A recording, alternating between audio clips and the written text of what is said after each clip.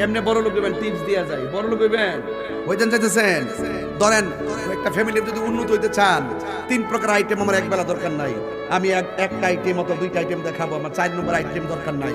এই আইটেমগুলোরে সঞ্চয় করেন, করার পর দেখবেন এতে কিছু অংশ রাখবেন খাবার জন্য, কিছু অংশ জমায় রাখবেন, আর কিছু অংশ প্রয়োজনীয় খরচপত্র করবেন।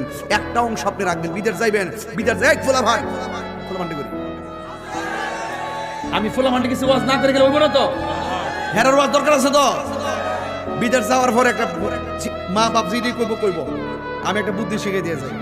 বিদেশ যাওয়ার পরে যে বেতনটা পাইবেন, এই বেতনটারে 3 ভাগ করবেন। কয় ভাগ? 3 ভাগ করে 1 ভাগ বাড়ি পাঠাবেন। কয় ভাগ পাঠাবেন? বাইকটারে বলে যে ইডি দিয়া শুধু খাবারের খরচ করবেন, খাবারের।